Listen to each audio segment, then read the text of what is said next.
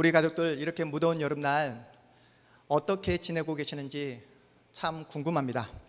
코로나 상황으로 인해서 우리가 비대면으로 예배하고 있지만 오늘 이 시간 살아계신 하나님께서 우리를 만나 주실 줄 믿습니다.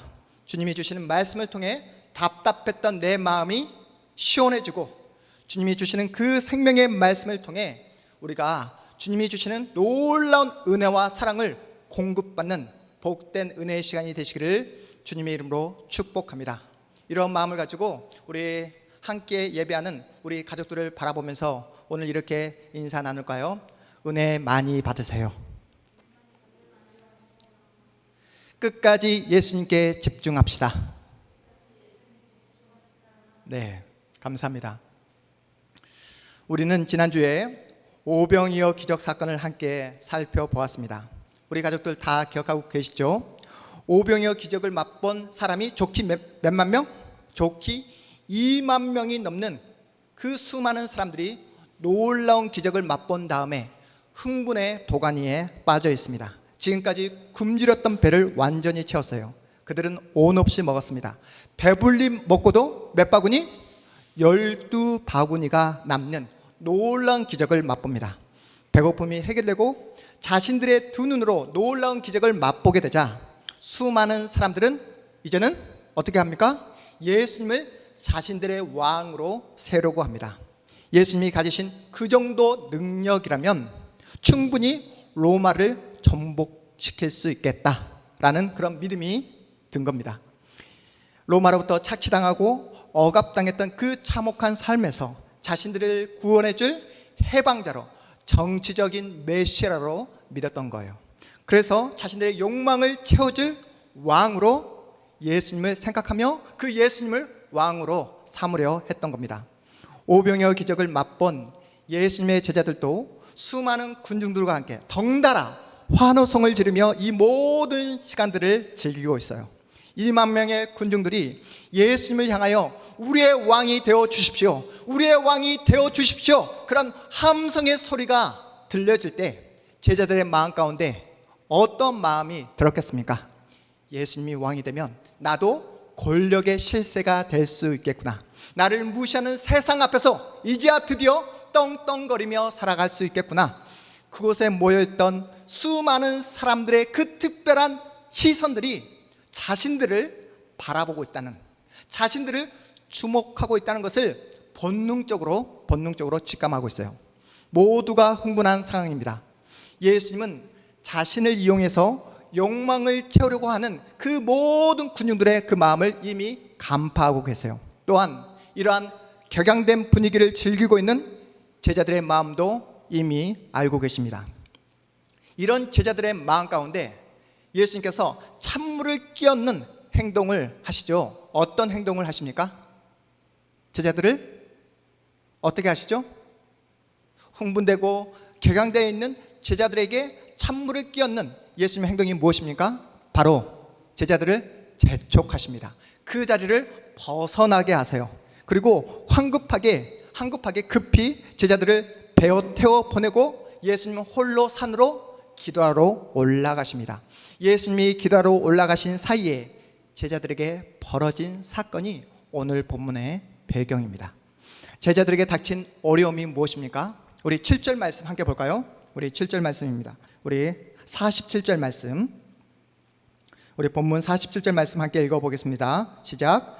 저물매 배는 바다 가운데 있고 예수께서는 홀로 무태에 계시다가. 제자들에게 닥친 문제가 뭐라고요? 첫 번째가 무엇입니까? 날이 저물매, 날이 어두워졌다는 거예요. 두 번째로 예수님의 제자들에게 닥친 어려움이 무엇입니까? 바로 자신들의 곁에 누가 없다? 예수님이 계시지 않는다는 거예요. 날이 어두워지고 예수님이 계시지 않는 상황 속에서 제자들이 마주하고 있는 현실이 무엇입니까? 바로 거센 풍랑을 마주하고 있는 거예요. 큰 바람을 만난 겁니다. 제자들은 칠흑 같은 어두운 밤중에 거친 풍랑과 사투를 벌이고 있어요. 여러분, 제자들 가운데 누가 있습니까? 예수님의 제자들 가운데 과거에 어떤 직업을 가진 사람들이 있었습니까? 어부가 있어요. 평생을 바다에서 잔뼈가 굵은 뱃사람이 있습니다. 큰 바람 앞에서 뱃머리를 어떻게 돌려야 하는지, 거센 풍랑 앞에서 어떻게 행동을 취해야 되는지 수많은 경험과 노하우를 가지고 있는 어부 출신의 제자들이 있습니다. 어지간한 파도 앞에서는 전혀 눈 하나 깜짝하지 않는 그런 용기와 그러한 그 바다에 대한 지혜를 가지고 있는 제자들이 있어요. 하지만 이번 풍랑은 차원이 달라요. 과거에 한 번도 경험하지 못한 풍랑입니다. 아무리 자신들의 경험과 노하우를 총동원해 보지만 상황이 전혀 변하지 않습니다. 제자들은 어떻게 해야 할지 우왕좌왕하고 있는 거예요. 제자들이 거센 풍랑을 만난 시간이 언제입니까? 오늘 본문에 보니까 밤 사경이라고 기록되어 있어요. 밤 사경, 오늘날 시간으로 치면 새벽 3시부터 아침 6시까지를 밤 사경이라고 합니다. 그 시간 동안 거친 풍랑과 그 넓은 바다에서 사투를 벌이고 있습니다. 태양이 떠오르기 전이에요. 한 치 앞도 보이지 않는 칠흑 같은 어둠 속에서 제자들은 목숨을 걸고 바다 한가운데서 사투를 벌이고 있는 상황입니다. 문제는 바람이 잦아들 조짐이 전혀 보이지 않는다는 거예요. 시간이 지나면 지날수록 바람은 더욱더 세차게 불어닥칩니다. 바람과 함께 집채만한 파도가 자신들을 집어삼키려고 하고 있어요. 마치 성남 파도가 모든 것을 송두리째 다 삼켜버릴 것처럼 그 무서운 파도가 자신들의 배를 지금 삼켜버릴 그런 기세입니다. 이런 상황 속에서 제자들은 어떠한 생각을 했을까요? 이제 죽는구나. 젊은 나이에 꽃 한 번 제대로 피우지 못하고 이 차디찬 바다 한가운데서 생을 마감하는구나. 이런 불안과 공포가 제자들의 마음을 확 사로잡아 버립니다. 불안과 공포에 사로잡히자 힘겹게 붙잡고 있었던 그 배, 그 노마저도 그냥 놓아버립니다. 소망을 놓아버리고 절망의 나락 속으로 빠져들고 있는 그런 모습이에요. 여러분, 제자들이 처음부터 절망했습니까? 아닙니다. 처음에는 어찌하든 살기 위해 자신들이 가지고 있는 그 모든 방법과 노하우를 총동원했습니다. 하지만 몸부림치면 몸부림칠수록 더욱더 상황이 악화되고 있어요. 노력하면 노력할수록 더 큰 파도가 자신들을 덮치는 상황입니다. 살 수 있다는 그 모든 소망이 다 사라져 버렸기에 삶의 끈을 다 놔버린 그런 상황 가운데 제자들의 마음은 절망으로, 마음이 완전히 무너진 상황을 마주하게 됩니다. 엊그제 금요일에 도쿄 올림픽이 개막이 되었잖아요. 여러분 어떻습니까? 분위기가 어떻죠? 분위기가 싸늘합니다. 사실 올림픽 하면 세계인의 축제이지 않습니까? 모두가 환호하고 모두가 응원하고 정말로 스포츠를 통해서 하나가 되는 축제의 장이 되어야 됨에도 불구하고 지금 분위기가 싸늘해요. 무관중으로 경기가 치러지고 있습니다. 우리 가족들 가운데는 지금 도쿄에서 올림픽이 개최되었다는 사실조차 모르고 있는 우리 가족들도 계실 거예요. 올림픽은 개막이 되었지만 올림픽 강행에 대한 수많은 우려 또한 의심의 눈초리가 도쿄를 향하고 있습니다. 왜요? 코로나 바이러스 때문에요. 지금도 도쿄 현지에 1000명이 넘는 그런 코로나 확진자가 속출하고 있다고 합니다. 그렇다고 이제 와서 올림픽을 중단할 수도 없는 그런 상황이잖아요. 우리의 상황도 본문에서 풍랑을 마주한 제자들의 상황과 너무나 비슷하지 않습니까? 위험을 감수하면서 지금 올림픽을 진행하고 있는 일본의 그 현실과 우리의 현실이 너무나 흡사하지 않습니까? 우리가 가지고 있는 기도의 제목들이 산적해 있잖아요. 그래서 하반기가 시작되는 7월달이 되었을 때 우리 금요기도에 다시 부활하자. 정말로 더 이상 사람들의 어떤 도움을 요청하는 것이 아니라 하나님께 은혜를 구하고 우리가 기도함으로 하반기를 한번 시작해보자 라고 그렇게 결심하고 그렇게 계획했지만 어떻게 됐습니까? 코로나 4차 대유행이 시작되면서 우리의 계획, 우리의 마음들이 다 무너지고 말았습니다. 여러분, 우리만 힘듭니까? 우리 교회 주변의 모든 상인들이 다 어려움을 호소하고 있어요. 식당 문을 열고 있지만 코로나로 인해 손님들의 발걸음이 지금 끊어지고 있는 상태입니다. 저녁 장사라도 하고 싶지만 집합 금지 때문에, 그렇죠? 집합 금지 명령 때문에 마음대로 손님들을 받을 수 없는 상황이라고 해요. 그렇다고 코로나가 끝날 때까지 문을 닫자니 언제쯤 코로나가 끝나게 될지 아무도 모르기 때문에 이러지도 저러지도 못하는 상황이라고 합니다. 여기 자영업자들이 하시는 말씀이 하루하루가 지옥 같다는 그런 이야기를 듣게 되었습니다. 코로나로 인해 온 나라가, 아니 세계 전체가 거친 풍랑 한가운데 있어요. 문제는 우리에게 불어닥친 이 코로나라는 이 풍랑이 언제 끝나게 될지 어느 누구 하나 장담하는 사람이, 가늠할 수 있는 사람이 아무도 없다는 현실입니다. 코로나가 장기화되면서 모두가 이제는 지쳤다고, 더 이상 기다릴 수 없다고, 참을 수 없다고 고통을 호소하는 분들이 주변에 많이 계십니다. 여러분, 코로나뿐입니까? 저마다 자신에게 불어닥친 거센 풍랑과 우리가 싸우고 있잖아요. 교회라도 나와 마음껏 예배하고 마음껏 찬양하고 마음껏 정말로 목이 터져라 기도하고 싶지만 그것도 어려운 그런 현실입니다. 사면 초과의 상황이에요. 그래서 지금 우리의 마음 가운데 어떤 마음이 있습니까? 초조함이, 두려움이, 불안감이 우리의 마음 가운데 가득 차 있다는 사실을 우리가 부인할 수 없는 그런 현실입니다. 정말로 마음대로 계획대로 되지 않는 게 우리의 인생이잖아요.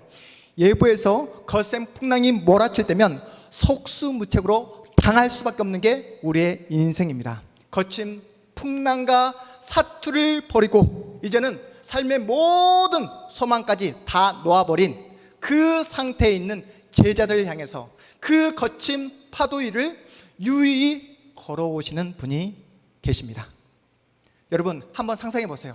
지금 모두가 자포자기입니다. 절망에 휩싸여져 있어요. 그런데 그 거친 풍랑 한가운데를 전혀 상황과 환경에 영향을 받지 않은 채 그 거친 파도를 걸어오시는 누구요? 예수님이 오늘 본문에 등장하고 계십니다. 여러분, 예수님이 언제 제자들을 찾아오시죠? 언제요? 시간이 언제였습니까? 밤 사경이요. 무슨 말입니까? 밤 사경이 될 때까지 제자들은 죽을 고비를 몇 번이나 넘겼다는 거예요. 그 폭풍 앞에서 쩔쩔 매었던 제자들이었습니다. 이제 죽는구나, 이제 끝장이구나, 힘겹게 붙잡고 있었던 그 배의 노까지도 다 놔버리고 자포자기하며 정말로 모든 것들을 다 놔버린 그 밤 사경이 되었을 때 비로소 예수님이 찾아오십니다. 처음엔 제자들은 무리를 걸어오는 예수님을 누구로 착각했죠? 유령으로 착각했습니다. 바로 몇 시간 전만 하더라도 예수님께서 보여주신 그 놀라운 기적을 맛본 제자들이 자신들의 눈앞에 찾아오는 그 예수님을 유령이라고 그렇게 생각을 했던 거예요. 여러분, 방금 몇 시간 전만 해도 자신들의 어떤 제한된 어떤 생각 그리고 상식에 갇혀 있었던 그 제자들의 그 모든 상식을 뒤엎어서 좋기 2만 명이 넘는 그 수많은 사람들에게 엄청난 기적을 베풀어 주신 그 예수님, 그 예수님이 파도 앞에서도 끄떡하지 않는 예수님, 그 파도를 잠잠케 하시고 그 파도를 명령하시는 하나님이라는 사실을 제자들은 잊어버리고 말았다는 것입니다. 이제는 성난 파도를 무서워하는 것이 아니라 자신들을 향해 걸어오시는 예수님을 무서워하고 있는 제자들의 모습이에요. 여러분, 너무나 아이러니하지 않습니까? 여기에 그 유령이라고 착각했던 사람들이 그냥 일반 사람들이 아니라 예수님과 동고동락하며 예수님의 생명을 말씀을 들었던, 예수님의 그 놀라운 기적들을 두 눈으로 목격했던 그 제자들마저 예수님을 오해하고 있었다는 거예요. 네, 예수님을 잊어버리고 눈에 보이는 풍랑에 함몰되자 제자들은 두려움에 빠지고 말았습니다. 절망에 휩싸이게 되자 이제는 예수님이 찾아와도 예수님인지 모르는 그런 믿음 없는 사람이 되고 말았습니다. 오히려 예수님을 두려워하고 있는 거예요. 그렇게 무서워 떨고 또한 예수님을 유령이라고 그렇게 착각했던 제자들을 향해 예수님께서 뭐라고 말씀하십니까? 우리 본문 50절 말씀 우리 함께 읽어봅니다. 50절 말씀 함께 읽어보겠습니다. 그들이 다 예수를 보고 놀람이라. 이에 예수께서 곧 그들에게 말씀하여 이르시되 안심하라, 내니 두려워하지 말라 하시고. 아멘. 안심하라, 내니 두려워하지 말라. 여러분이 현재 직면하고 있는 풍랑은 무엇입니까? 부부관계로 아니면 자녀 문제로 소가리를 하고 계시는 성도님은 안 계십니까? 건강 때문에, 관계 때문에, 경제적인 문제 때문에 밤 사경이 될 때까지 잠을 이루지 못한 채 걱정하고 근심하며 또한 염려함으로 잠을 이루지 못하는 우리 성도님은 안 계십니까? 내가 할 수 있는 그 모든 것들을 다 동원해 보지만 전혀 상황이 변하지 않는 그 현실 때문에 절망 가운데 계시는 우리 성도님은 안 계십니까? 여러분, 내 능력과 내 실력, 내 힘으로 전혀 감당할 수 없는 그 시간, 어떤 시간이요? 바로 밤 사경이야말로 그 시간이 바로 예수님을 만날 수 있는 조로의 시간임을 기억하시기 바랍니다. 그 밤 사경이 하나님의 은혜를 경험할 수 있는, 하나님의 놀라운 그 도우심을 체험할 수 있는 조로의 시간이라는 사실을 여러분 기억하시기 바랍니다. 제가 과거에 고등부 사역을 했었다라고 여러분에게 말씀드렸잖아요. 이제 여름방학이 되고 이맘때쯤에 했던 사역이 뭐냐면 바로 여름 수련회였습니다. 아이들 데리고 여름 수련회를 가게 되면 정말로 목이 터져라 찬양하고 또 말씀을 나누고 기도를 하는데, 보통 저녁 집회를 하게 되면 4시간, 보통 4시간이 넘도록 그렇게 함께 기도하고 말씀 듣고 찬양했던 그런 시간을 갖게 되었어요. 함께 찬양하고 기도하면서 아이들이 정말로 눈물 콧물 다 흘리며 이렇게 고백했던 우리 고등부 아이들이 있었습니다. 이제는 더 이상 세상 바라보지 않겠습니다. 저의 앞으로의 인생 주님을 위해서, 하나님을 위해서 바치겠습니다. 더 이상 세상에 마음을 두지 않겠습니다. 성적에, 더 이상 이성에, 더 이상 그 어떤 세상의 어떤 오락과 쾌락에 더 이상 빠져들지 않겠습니다. 오직 하나님의 영광을 위해 살아가겠습니다. 그렇게 결심하고 결단했던 우리 고등부 아이들이 있었어요. 얼마나 아름다운 고백이고 얼마나 멋진 신앙의 모습입니까? 보통 우리가 수련을 가게 되면 목요일 날 떠나서 토요일 날 이렇게 교회로 와서 집으로 가지 않습니까? 다음 날 어떤 날이죠? 주일날입니다. 그토록 눈물 콧물 흘리며 하나님의 영광을 위해 살겠다 그렇게 결심했던 그 아이들이 주일날인데 교회에 나오질 않는 거예요. 왜 그랬을까요? 나중에 알아보니까 늦잠을 잤다고 합니다. 그리고 그토록 하나님의 영광을 위해서 더 이상 세상에 주는 그 쾌락과 즐거움에 빠져들지 않겠다 그렇게 결심했던 그 아이들이 중간고사 때가 되면, 기말고사 때가 되면 그냥 너무나 아무런 고민 없이 교회 주일 예배를 빠지는 모습을 보게 됐습니다. 친구와의 관계가 어려워지면 관계가 어려워져서 교회를 빠지고, 또한 성적이 조금이라도 떨어지면 성적 때문에 교회를 빠지고, 하나님과 했던 그 모든 약속들을 그냥 아무런 그런 마음의 그 어려움 없이 그 약속들을 어겨버리는 그런 친구들을 보게 되었어요. 이런 모습이 제가 가르쳤던 그 고등부 아이들의 모습일까요? 그 아이들만의 문제일까요? 그렇지 않다는 거예요. 저와 여러분의 문제입니다. 과거에 아무리 큰 은혜와 하나님의 놀라운 사랑과 그 놀라운 축복을 경험했다 할지라도 나에게 엄청난 그 광풍과 거센 풍랑이 다가오기만 하면 우리의 믿음이, 우리가 했던 결심과 결단이 얼마든지 흔들릴 수 있다는 거예요. 아무리 큰 은혜를 받았다 하더라도 이 세상의 모든 고난과 모든 유혹을 이겨낼 수 있을 만큼의 그 믿음이 나에게 주어진 것처럼 생각되어지지만, 여러분 세상에 나가보십시오. 어떻습니까? 세상에 나가보면 내가 하나님 앞에서 했던 그 모든 결심과 결단들이 한순간 안개처럼, 바다에서 그 밀려왔던 그 파도가 물거품처럼 사라지는 그 파도처럼 그 결심이 사라지는 것을 여러분 경험하시지 않았습니까? 누가 나에게 싫은 소리 한마디만 해도 마음이 흔들리잖아요. 그 말 한마디 때문에 마음이 와르르 무너진 경험들을 해보시지 않았습니까? 믿음으로 정말로 믿음으로 살아보겠다 결심을 했지만 누가 이번에 부동산을 통해서 큰 대박을 났다더라. 이번에 아파트를 구입해서 정말 너무나 큰 시세 차익을 남겼다더라. 이번에 주식에 투자해서 엄청난 이익을 남겼다더라. 그러한 소식이 내 귓가에 들려지게 되면 나는 지금 뭐하고 있지? 내가 지금 가지고 있는 이 믿음이 어떠한 힘을 발휘하고 있는가? 스스로 시험에 빠질 때가 얼마나 많습니까? 예수님이 나에게 보여주시는 그 오병이어의 기적을 경험했음에도 불구하고 그 은혜와 감사는 온데간데 없이 사라져버리고 불안과 저주와 열등감이 나의 마음을 완전히 사로잡을 때가 얼마나 많냐고요. 여러분, 오늘 말씀이 우리에게 던지는 메시지가 무엇입니까? 우리가 아무리 크고 놀라운 기적을 맛보았다 할지라도 나에게 다가오는 풍랑 앞에서는 우리는 언제든지 넘어지고 쓰러지고 흔들릴 수밖에 없는 존재가 바로 나라는 거예요. 나라는 존재가 어떤 존재라고요? 연약한 존재라는 겁니다.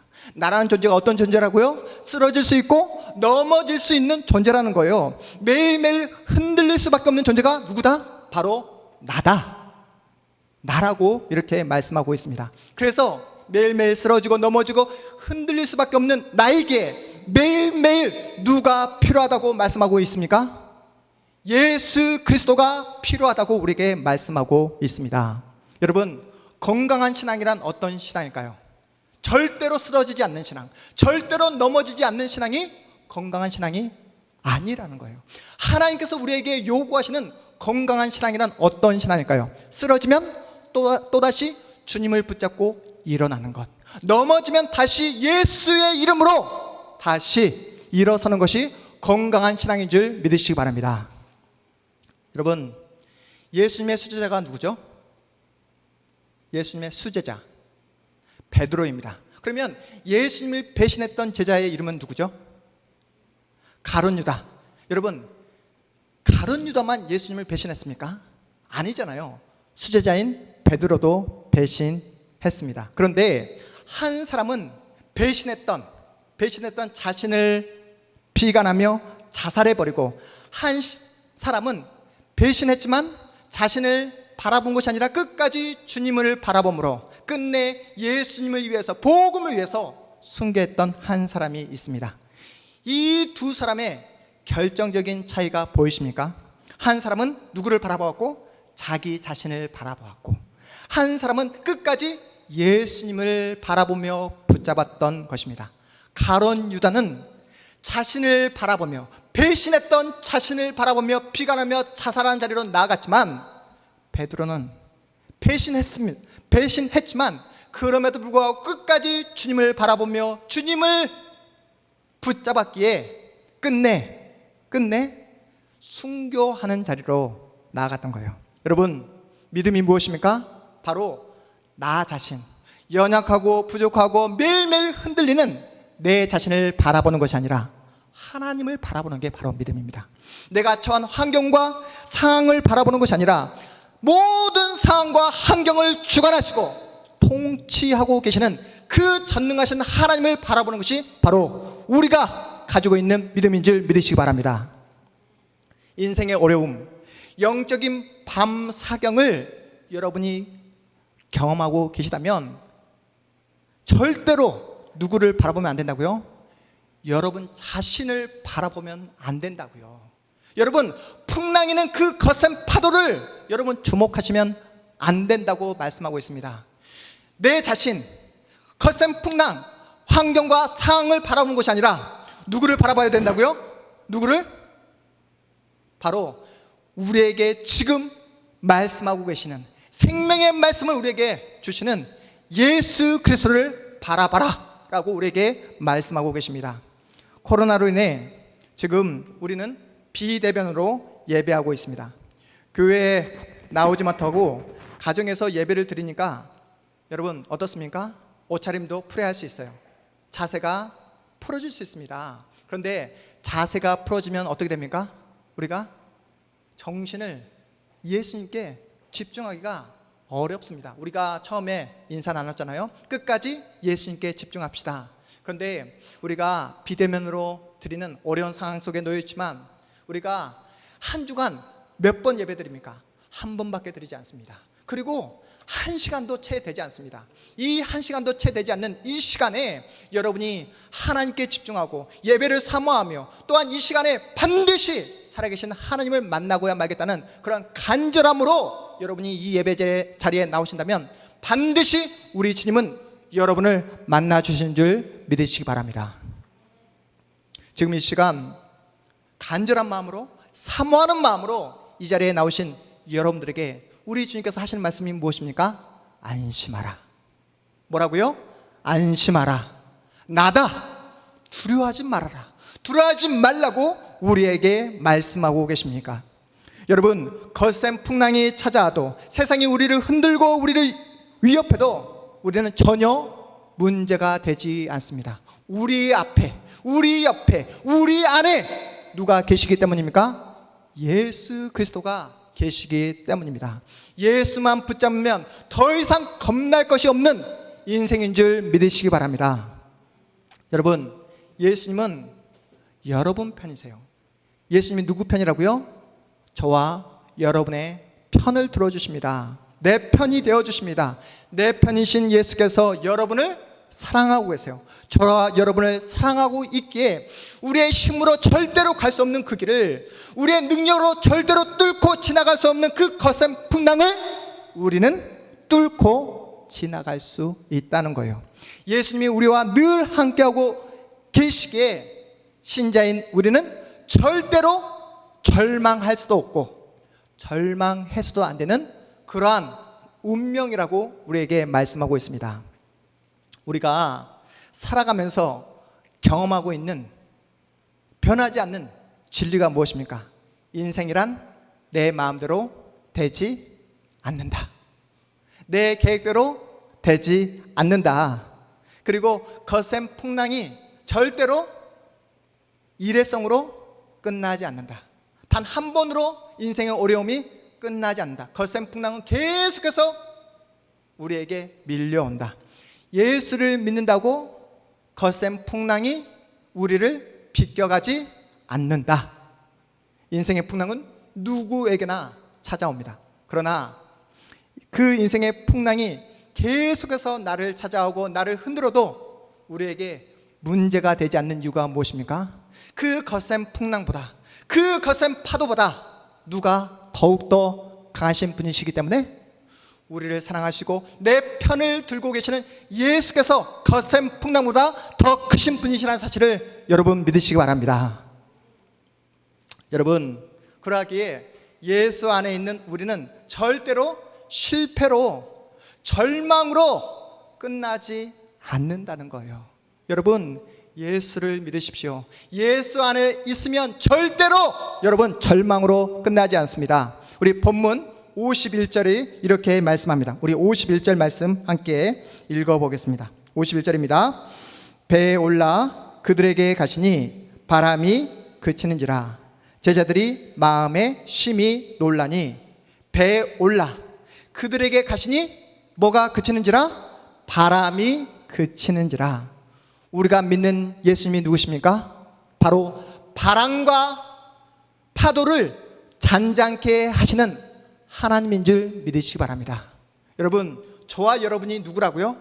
온 우주 만물을 창조하시고 하늘과 땅과 바다를 창조하신 그 전능하신 하나님이 바로 우리 아버지, 그분의 자녀가 바로 저와 여러분이라고 말씀하고 있는 거예요. 여러분, 세상의 풍랑 앞에서 우리가, 신자인 우리가 반드시 해야 될 일이 있습니다. 반드시 해야 될 일이 무엇이냐면 우리 본문 우리 마지막 절, 우리 52절 말씀 함께 읽어보겠습니다. 52절입니다. 시작. 이는 그들이 그 떡 떼시던 일을 깨닫지 못하고 도리어 그 마음이 둔하여 졌음이러라. 아멘. 여러분, 보이십니까? 세상의 풍랑 앞에서 신자인 우리가 반드시 해야 될 일이 뭐라고요? 반드시 해야 될 일. 그 마음이 둔하여졌습니다. 신자인 우리가 해야 될 것이 뭐냐면 마음을 단속하는 거예요. 우리의 마음을 날마다 단속하는 것입니다. 내 마음을 붙잡고 날마다 누구 앞으로? 주님 앞으로 나아가는 것이 바로 신자가 반드시 해야 될 일이라는 거예요. 주님께로 날마다 가까이 가는 거예요. 주님을 붙잡는 것입니다. 주님께로 가까이 가고 주님을 붙잡고 나아가면 주님은 날 새롭게 하시고 나에게 용기를 주시고 나에게 이 모든 풍랑을 뚫고 지나갈 수 있는 지혜와 용기와 믿음을 허락해 주신다라고 우리에게 말씀하고 있습니다. 여러분, 저는 오늘 이 비대면이지만 예배하는 우리 모든 가족들이 오늘 본문에 말씀하고 계시는 예수 그리스도를 믿기를 주님의 이름으로 축복합니다. 안심하라. 나다. 두려워하지 말아라. 안심하라. 나다. 두려워하지 말아라. 이 주님을 여러분의 인생의 주인으로 꼭 모시기를 주님의 이름으로 축복합니다. 여러분, 이 주님을 붙잡고 여러분의 그 인생, 여러분의 삶의 예배가 회복되기를 주님의 이름으로 축복합니다. 그래서 더 이상 내 힘과 능력으로 살아가는 것이 아니라 세상 사람들이 말하는 그 세상의 어떤 능력으로, 실력으로 살아내는 것이 아니라 나의 인생을 주님께 맡기고 주님의 손을 붙잡고 주님과 함께 그 거친 풍랑을 뚫고 지나가는 믿음의 사람들이 우리 동탄한마음교회 모든 가족들이 다 되기를 다시 한번 주님의 이름으로 축복합니다. 우리 자리에서 일어나도록 하겠습니다.